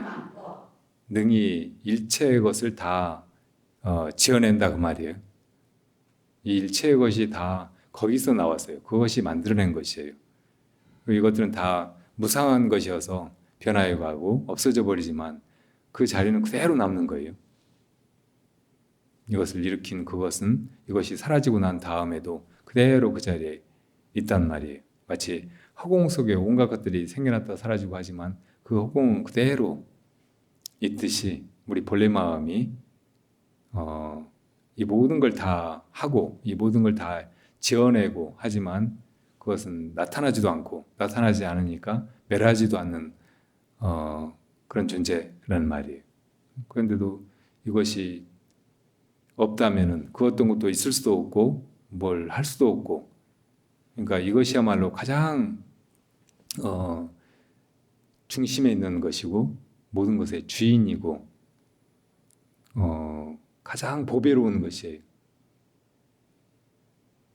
그러니까 이것을 믿고 이것을 찾아 나서고 이것을 깨닫고 이렇게 하는 것이 진짜 불자들이 해야 할 일이에요. 이거를 절대 잊어버리지 말고 항상 무슨 어려움이 있거나 혼란스럽거나 뭘 어떻게 해야 될지 모르겠다고 생각할 때 먼저 이것을 돌아보도록 하세요. 네. 시간이 많이 지났는데 우리 여기 오신 스님이 그 오전에 한 질문하고 결부돼서 뭔가 질문하실 것이 있다고 해서 다시 여기 가야 되는데 시간 내서 왔어요. 스님께서 좀 전에 제가 자분들 신도분들이라고 해야 됩니까? 질문에 말씀해 주시는 가운데 제가 평소 느꼈던 의문에 대해서 답변되는 것이 들어 많았습니다. 마지막에 그 한자 성어 있게 말씀하시면서 일러주신 거 저도 잘 새기려고 이제 하겠습니다. 처음에 여쭈려고 했던 거는 평소에 이제 강원에서 공부하면서 예전에 그 학교 다닐 때부터 한국 불교는 호국 불교에 성격이 강하다라는 것을 누차 듣고 여러 번 뭐 이걸 해서 많이 익숙해진 말이라 가지고 거기에 대해서 별로 뭐 다른 생각 없이 들어왔었는데 부처님의 생애를 이렇게 접하면서 그 아까 말씀하신 그 이웃 나라가 이렇게 들어왔을 때 쳐들어왔을 때 결국은 과거 전생의 인과로 인해서 그런 것인 거를 보시고는 그걸 받아들이셨잖아요. 네, 부처님의 경우에. 네, 근데 이제 우리나라는 그 삼국시대 때, 고려시대 때 이때 국교로까지 정하면서 이제 불교가 발전을 했고 지금 이제 조선시대 그치긴 했지만 지금도 호국 불교로 이제 조계사 앞에 플래카드를 내걸고 있단 말이에요. 근데 이제 제가 이렇게 생각해 봤을 때 그 삼국시대 때 불교의 모습은 왕권을 강화하기 위한 그런 자기들이 통치하기 좋은 수단으로서 이용을 했던 성격이 강한 것 같아요.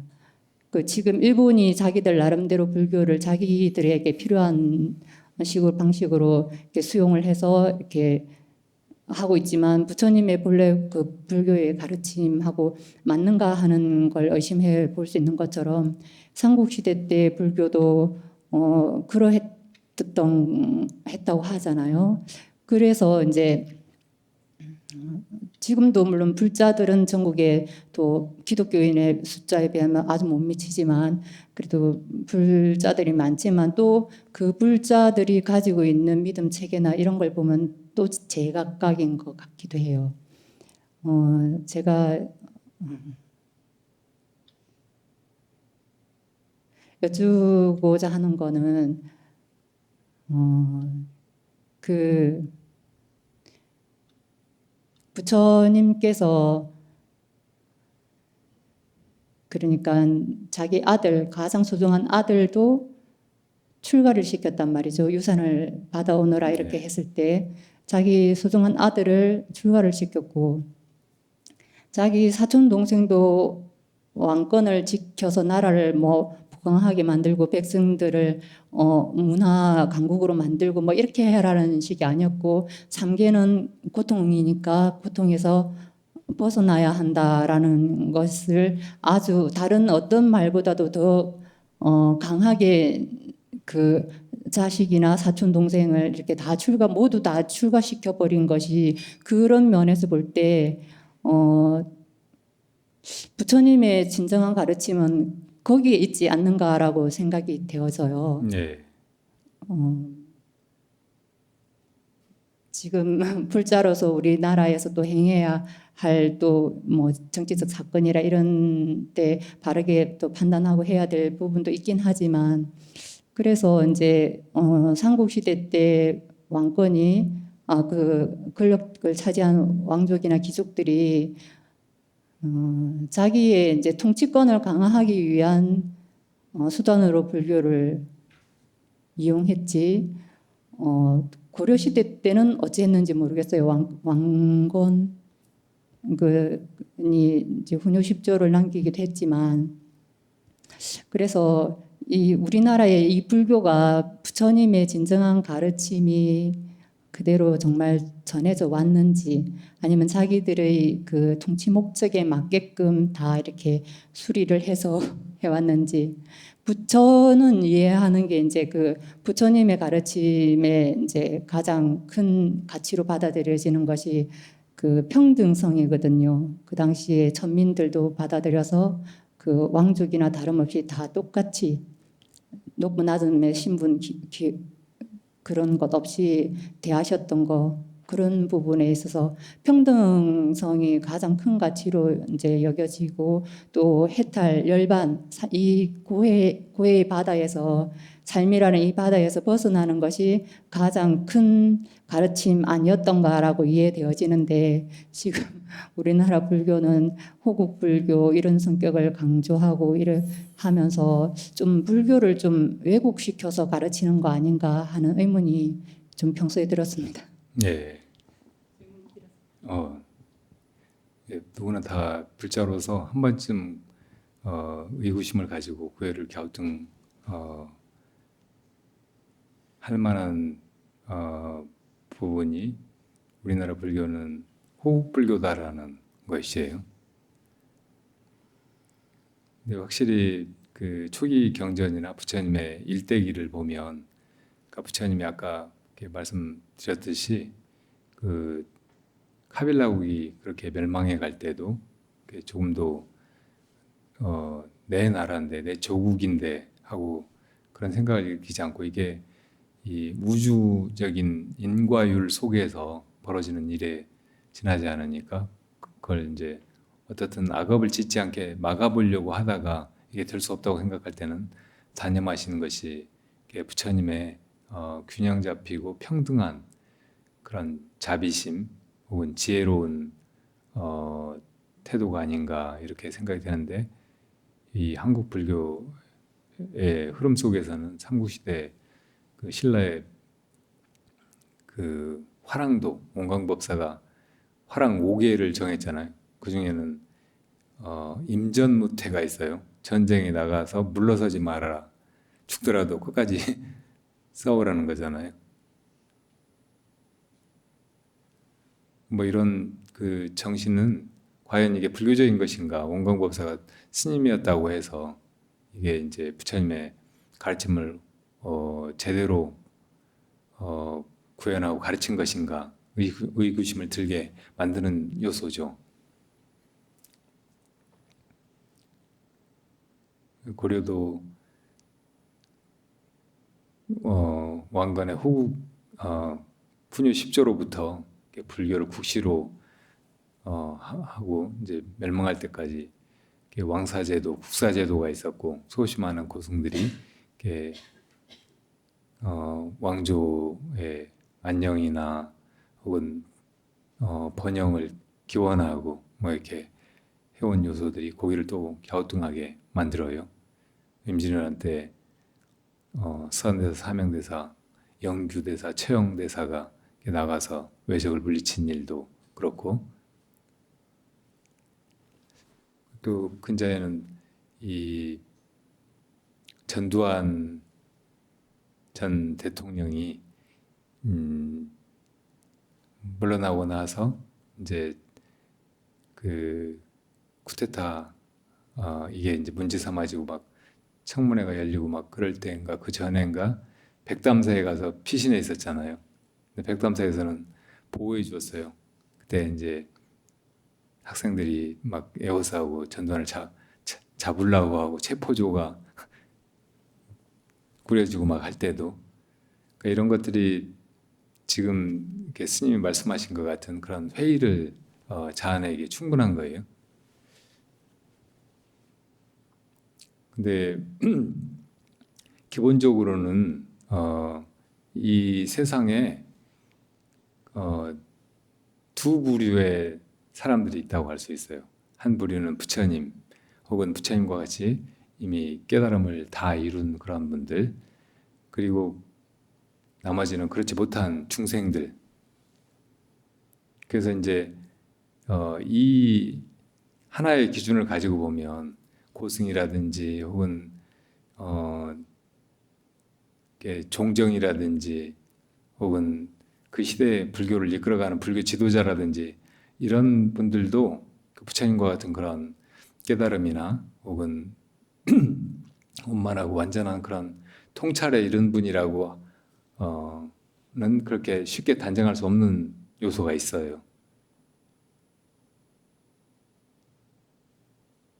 그러니까 우리가 이제 불자가 된다는 것은 부처님을 기준으로 하고 부처님이 가르치셨던 거, 하셨던 거, 이것을 모범으로 해서 그렇게 나아가려고 해야 되는 그 기본에서 벗어나면 안 된다고 생각이 들어요. 그러니까 옛날에 우리 이 땅에서 불교의 스승들이 그렇게 했으니까 우리는 그런 식으로 호국주의, 호국불교를 벗어날 수 없는 어떤 울타리로 해서 그렇게 불교가 가도록만 해야 된다. 이것은 잘못이라고 생각이 들어요. 이건 이제 기본적인 전제로 하고, 다만 이제 그 임진왜란 때나 혹은 일제치하에서 그 승병들이 혹은 불자 독립운동가들이 이렇게 벌였던 그런 투쟁에 대해서는 너무 그렇게만 생각해서는 안 되지 않는가 이런 생각도 들어요. 그러니까 그분들의 그런 정신은 우선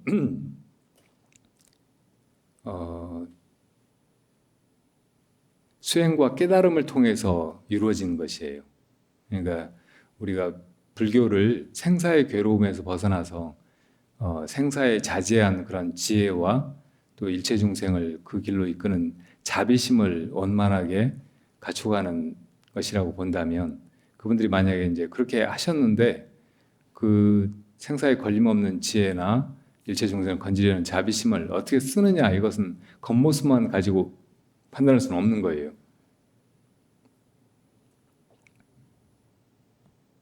그래서 이제 누가 살생을 했다든지 해서 이 사람이 깨닫지 못한 사람이다. 혹은 부처님과 같은 그런 경지에 이르지 못한 사람이다. 이렇게 쉽게 판단할 수 없는 거예요. 이 선승들 가운데는 부처님과 같은 그런 거룩하고 완전한 그런 행위를 보여주는 분들도 있지만 또 어떤 분들은 어떤 격이라든지 틀을 벗어나서 이렇게 중생들이 전혀 이해할 수 없는 그런 무예행을 보인 분들도 많거든요. 그리고 그런 분들이 그렇게 그런 무예행을 내보인 그 맥락 혹은 그 안목이 또 있어요. 그러니까 정말 이 생사가 없고 이 생사에 자제하고 죽이기도 하고 살리기도 하고 그런 자제한 힘을 갖춘 사람이라면 중생의 눈으로 그분들의 그런 행위를 판단하기는 어려운 거예요.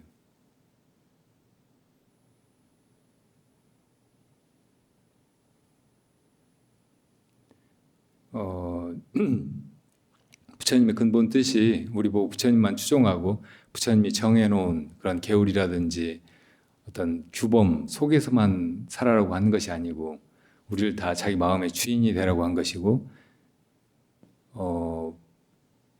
정말 인연이 그렇고 그걸 능가할 수 있다면 부처님을 지나서 가라는 그런 가르침이잖아요. 수없이 많은 훌륭한 스승들도 그렇게 그 제자들을 키우셨고 그렇게 살도록 가르치셨고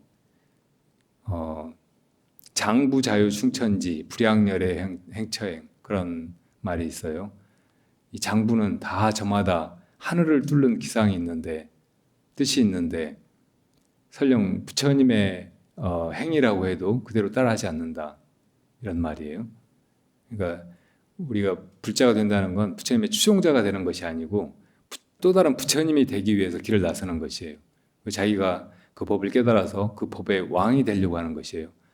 자제한 지혜와 힘을 갖추고 그걸 마음대로 써서 중생을 제도하려는 가장 위대하고 누구에게나 가장 높을 수밖에 없는 그 이상을 품고 길을 떠나는 것이에요. 그러니까 어떤 사람이 그런 경지에 이르렀을 때 꼭 석가모니 부처님처럼 그렇게 행동해야 된다는 법은 없는 거예요. 지난번에 그 예로 든 일본의 어떤 선사 얘기가 또 떠오르는데 어떤 수행자가 수행을 열심히 해서 깨달음을 얻었다고 생각했어요. 그래서 여기저기 선사들 찾아다니면서 다 인가증을 받았는데 한 선사에게서 인정을 받지 못했어요. 그래서 막 우기다가 이제 당신이 제대로 몰라서 그렇다고 그냥 떠났어요. 근데 다니다 보니까 자기가 불완전하고 그 승이 옳았다는 것이 이렇게 점점 드러나는 거예요. 그래서 이제 더 각성하고 치열하게 수행을 해서 이제 마지막 안목이 밝아졌어요. 그래서 이제 여기저기 그 전에 자기를 인가해 줬던 스승들 찾아다니면서 다 인가증을 보는 앞에서 찢어버리고 마지막에 이제 그 인정하지 않았던 스승에게 찾아갔다고. 근데 그 절에는 그 큰 스님 처소로 가는 그 좁은 길에 꼭 뱀이 한 마리, 능구렁이가 나와 있었어요. 사람들이 다 무서워해요. 거기를 태연하게 그 건너다니고 또 어떤 때는 쓰다듬어 주기도 하고 하는 분은 그 큰 스님밖에 없었어요. 근데 이제 이 젊은 성객이 깨쳐가지고 큰 스님한테 인가받으러 온다고 하니까 사람들이 다 와서 구경을 하고 있었어요. 저 사람이 저 뱀을 어떻게 지나가는가 보자. 근데 그 스님이 가까이 가더니 주저없이 돌멩이를 집어들어가지고 그 뱀 머리를 박살을 내버리고 들어가는 거예요. 그러니까 사람들이 혀를 끌끌 차면서 저렇게 자비심도 없고 살생을 함부로 하는 스님이 아무리 깨쳤다고 해도 그건 인정할 수 없다 하고 비웃었거든요. 근데 그 스님 들어가서 인가를 받았고 그날 밤에 사람들이 꿈을 꿨는데 여러 사람 꿈에 그 뱀이 푸른 옷을 입은 천인으로 나타나가지고 내가 지난 생에 이 절에서 절 살림을 거덜내고 함부로 하고 해서 그 과보로 구렁이가 돼가지고 누가 내 이 죄업을 받게 해주나 하고 매일 목베개 기다렸는데 오늘 비로소 훌륭한 명안의 성객을 만나서 이렇게 내 모원을 이루게 됐다고 감사해하면서 떠났다는 거예요. 그러니까 불살생하는 이 부처님의 그 계목을 그냥 무조건 아무것도 안 죽이는 이것으로 지키는 게 아니고 그거를 중생을 생사에서 건지는 그 수단으로 쓸 수 있다면 이것이 훨씬 부처님의 그 계율을 정신을 살려서 잘 지키는 일이잖아요. 이렇게 할 수 있게 해주는 것이 장부에 눈을 뜨게 하는 것이 선이고 진짜 불교라는 말이에요. 그러니까 그런 길로 가는 사람이 그냥 계율에만 걸려 있고 그것만 급급해하고 이렇게 하기보다는 이 근본적인 부처님의 뜻이라든지 혹은 계율을 정한 정신 이런 걸 더 잘 이해하고 자기 마음을 밝히기 위해서 수행하고 자기 마음이 아까 말한 대로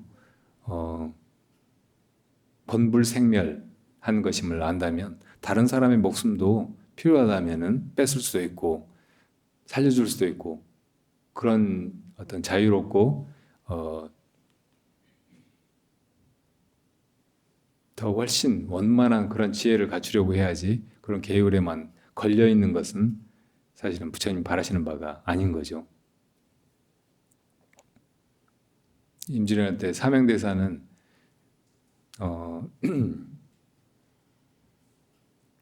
일본의 그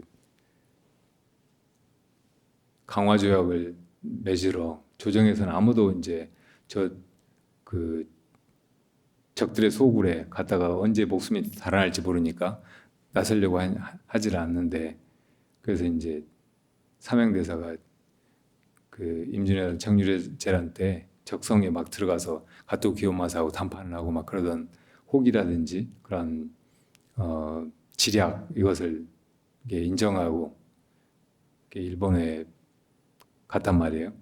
그때 일본 사람들은 다 사명대사를 막 죽이려고 하고 적장이라고 기피하고 무서워하고 뭐 그런 게 아니고 생불로 모셨어요. 가는 데마다 그래서 법석을 열어서 법문을 듣고 또 이 개송 같은 걸 적어달라고 청하고 달마도 그려달라고 하고 뭐 그런 자체가 지금도 있어요. 그러니까 그게 사명대사한테는 이게 그냥 살생, 불살생 이런 문제가 아니고 불법을 펴서 사람들을 이 생사의 괴로움에서 건지는 그런 계기가 되었을 뿐이에요. 이게 교화의 도량이고 또 사람들에게 이제 진짜 불법을 전하는 그런 전법의 기회였던 거예요.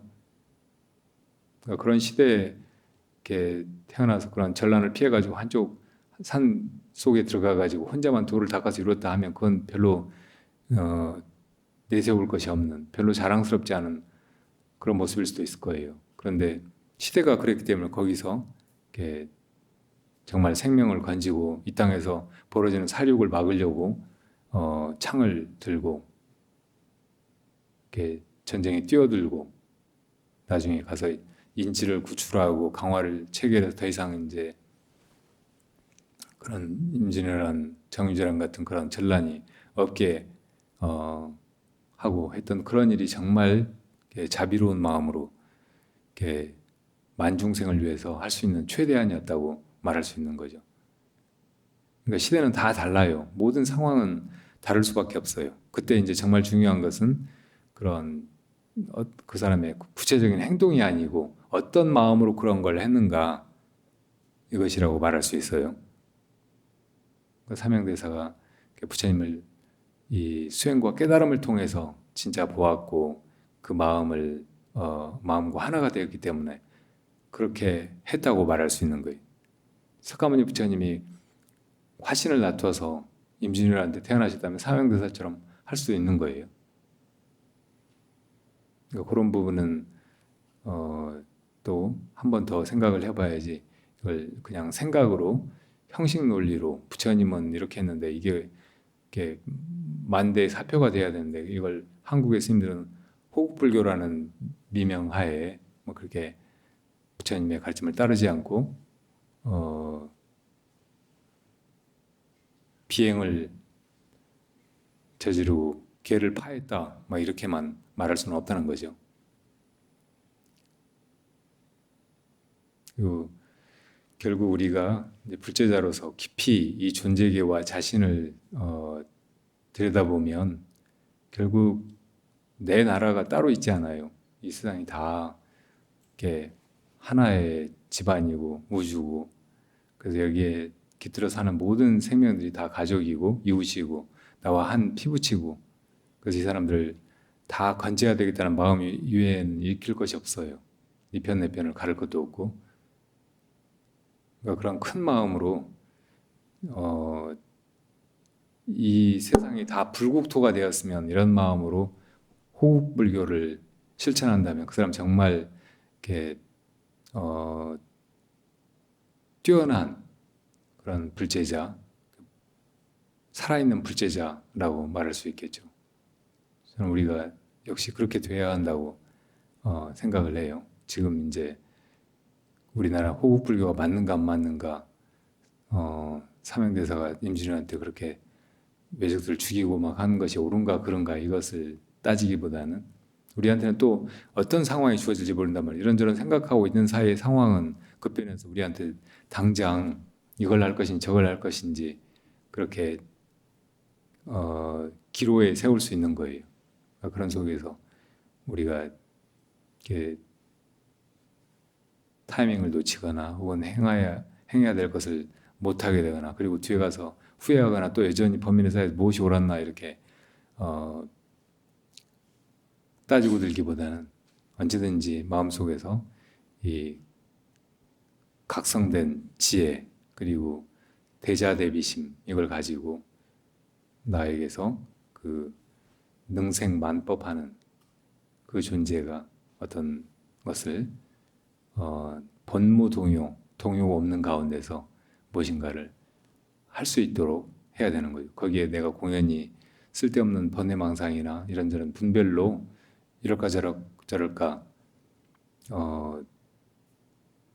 혼란스럽게 이렇게 따지고 있을 수 없는 그런 상황이 막 우리한테 밀려들고 있단 말이에요.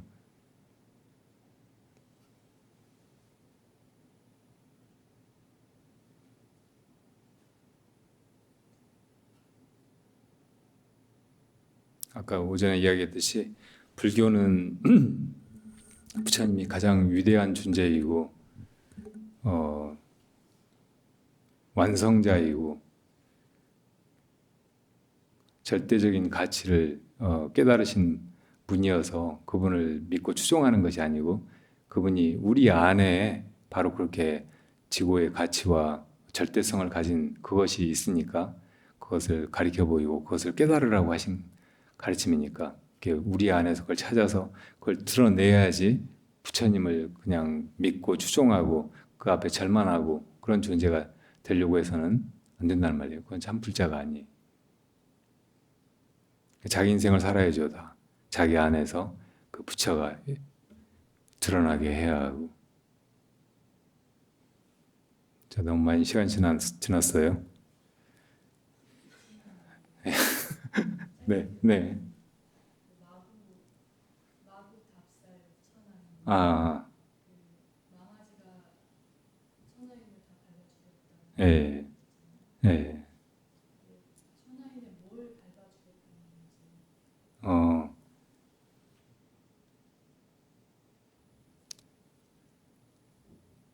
이 마구답살 천하인 이 말은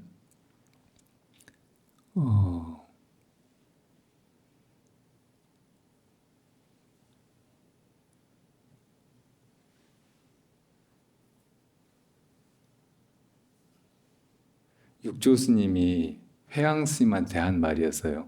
네 발밑에서 망아지가 한 마리 나와서 천하인을 밟아 죽일 것이다. 그러니까 실제로 이제 이 마조 스님이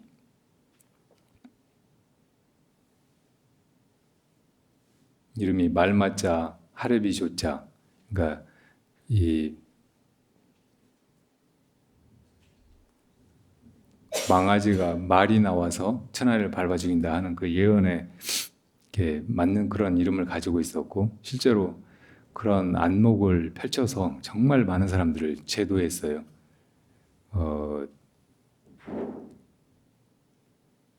130 몇 명인가가 마조 스님의 법을 받았다고. 근데 그 제자들의 면면을 보면은 당대에 뛰어난 뭐 학자 출신, 석학 출신, 뭐 벼슬아치 출신도 많았지만 뭐 사냥꾼도 있었고 뭐 무지렁이도 있었고 별별 사람들이 다 있었어요. 그러니까 이게 이제 천하인을 밟아 죽였다는 말이에요. 죽인다는 건 뭘까요? 이렇게 목숨을 해치고 살생을 한다 그런 말이 아니고 우리 안에 자아를 끊어버렸다 그 말이에요. 다 본성을 가지고 있는데 그 본성을 가리고 있는 것이 이 문명이고 또 오온이에요. 그리고 이렇게 겉으로 허망되게 펼쳐져 있는 이 세계 보이고 들리고 하는 것들이고, 그러니까 결국은 이 문명 위에 이 오온이라든지 이 현상 세계가 펼쳐져 있는 것인데, 우리를 구제한다고 하는 일은 그 문명을 깨뜨리는 일이고, 그건 다르게 표현하면 자아를 죽이는 일이에요. 자아가 죽는 것인데, 자기 스스로 자기 노력으로 자기 통찰로 이 자아의 공성을 파괴할 수도 있지만, 대개는 스승이 그거를 일깨워 주어서 가르쳐 보여서 그것이 깨트려져 나가고 그 안에 이렇게 불생불멸한 본성이 드러나는 것이 경우가 많죠. 그래서 바로 그런 깨달음을 죽는 것이라고 표현한 거예요. 말이 이렇게 밟아주겠다는 말은 마조 스님이 그렇게 정말 다양한 그런 기량과 어떤 근기에 상응하는 그런 조용으로 사람들을 이렇게 생사해서 제도했다 그런 말씀인 거죠.